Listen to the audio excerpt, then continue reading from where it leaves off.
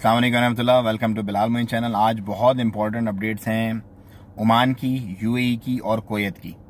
तो पहले हम डिस्कस करते हैं ओमान की कि उमरान के आज जो सुप्रीम कमेटी का इजलास हुआ है एक, उसमें क्या क्या डिसीजंस हुए, और उसके अलावा खारिजी जो हैं एक्सपेक्ट जो हैं अब कौन सी गाड़ी नहीं चला सकते, और उसके बाद जो आज 3 डेथ हुई हैं, पहली दफ़ा ऐसा हुआ है ओमान में कि इस वायरस की वजह से 3 डेथ हुई हैं एक ही दिन में, और अभी दिन बाकी, अल्लाह ताला खैर खैरियत से दिन गुजारे। और उसके बाद आज के होने वाले टोटल केसेस। तो सुप्रीम कमेटी के जो डिसीजंस हुए हैं आज 4 इंपॉर्टेंट डिसीजन में, पहला डिसीजन ये है कि कोई ईद की गैदरिंग्स नहीं होगी, मतलब ईद की नमाज और ईद के जो भी इज्तिमात होते थे वो नहीं होंगे, क्योंकि डिस्टेंसिंग जो है वो रखनी है पॉलिसी को, और उसी के पेश नज़र ये डिसीजन लिया गया। नंबर 2 डिसीजन, ये जो मास्क है ये मैंडेटरी है। अगर कहीं भी आप खुली हवा में, मतलब घर से बाहर कहीं भी हैं आप, कहीं भी, तो आपको मास्क लाजमी पहनना है। नंबर 3, पुलिस को वो तमाम अथॉरिटीज़ दे दी गई हैं कि वो आपको फ़ाइन्स भी कर सकती हैं, और कोई भी आप पे लीगल एक्शन लेके आपको जो भी, मतलब कानून के मुताबिक जो भी अथॉरिटीज़ दी हैं सुप्रीम कमेटी ने, उसको टेकअप कर सकती हैं फ़ौरन। सो ये है, और उसके साथ ही कुछ नए बिजनेसेस जो है वो खोलने पे डिस्कशन चल रही है, और जो कंसर्न अथॉरिटीज़ हैं उन बिजनेसेस से रिलेटेड वो उस पर अपना एलामिया बहुत जल्दी जारी करेंगे। फिजिबिलिटी वगैरह पूरी चेक करके बना के किस तरह खोलना है, क्या प्रोसीजर होंगे कि ये जो वायरस है ये फैले ना, उसके मुताबिक। उसके बाद अब हम जिक्र करते हैं कि खारजी जो है कौन सी गाड़ी नहीं चला सकते उसका। Ministry of agriculture and fisheries ने मिनिस्ट्री ऑफ मैन पावर के साथ मिल कर के ये एक डिसीजन लिया है कि ओमान के अंदर, सल्तनत के अंदर जितनी भी गाड़ियां हैं जो ट्रांसपोर्ट करती हैं वेजिटेबल, फ्रूट्स और एनिमल्स वगैरह को, वो अब खारजी नहीं चला सकेंगे, उसको सिर्फ और सिर्फ ओमानी ड्राइव करेंगे। और आरओपी को भी इंस्ट्रक्ट कर दिया गया है कि कोई भी इस तरह का अब बंदा देखे जो कि इंटरनल ओमान में वो गाड़ी चला रहा है, सो उसको जो भी प्रोसीजर्स हैं इस मुल्क के, उसके मुताबिक उसको टेकअप करें। उसके बाद हम जिक्र करते हैं कुवैत का।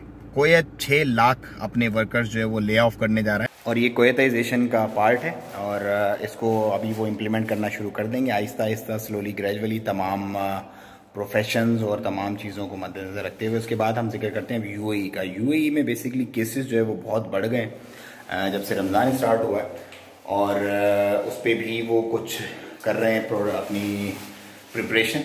लेकिन इसके अलावा जो एक गुड न्यूज़ है यूएई की, वो ये है कि उन्होंने तमाम वीज़ा 18 मई से 3 महीने के लिए एक्सटेंड कर दिए बाय डिफ़ॉल्ट। मतलब जो पहले उन्होंने 1 महीने का ग्रेस पीरियड दिया था कि जो लोग फंसे हुए इस पैंडेमिक की वजह से, अब आज 18 तारीख से आगे 3 महीने तक उन्होंने बाय डिफ़ॉल्ट तमाम वीज़ाज, जितने भी लोग फंसे हुए यूएई में, उनके वीज़ाज को बढ़ा दिया है एज ए ग्रेस जेस्चर। वो आप अपनी स्क्रीन पे भी अभी देख रहे होंगे।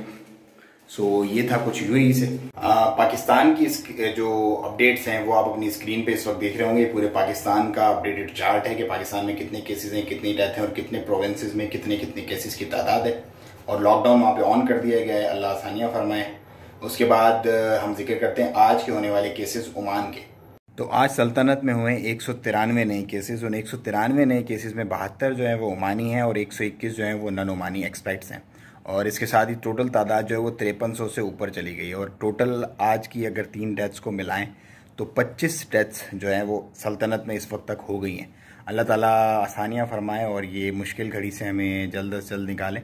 और एक बहुत इंपॉर्टेंट वीडियो मैंने आप लोगों के साथ शेयर करनी, इसका मुझे टाइम नहीं मिल रहा। बेसिकली वो वीडियो बनेगी टाइम और फुर्सत के साथ। उसमें मैं आपको ये बताऊंगा कि बेसिकली ये जो इस वक्त हम जिस सिचुएशन से गुजर रहे हैं, मेंटली, हेल्थ वाइज और कमर्शियली कितना इफ़ेक्ट होने जा रहे हैं हम आने वाले 2 सालों में, वो एक डिटेल, और वो वीडियो हर बंदे से मैं रिक्वेस्ट करूंगा कि लाजमी देखें, तो अपने प्लान कर सकते हैं आप लोग अगले 2 साल का, कि जिन कंडीशन से हम गुजरेंगे अगले 2 साल आने वाले, उसकी कंप्लीट डिटेल मैं आपको दूंगा कुछ फैक्ट्स एंड फिगर के साथ। मैं आपसे लेता हूँ इजाज़त। अस्सलाम वालेकुम रहमतुल्लाह।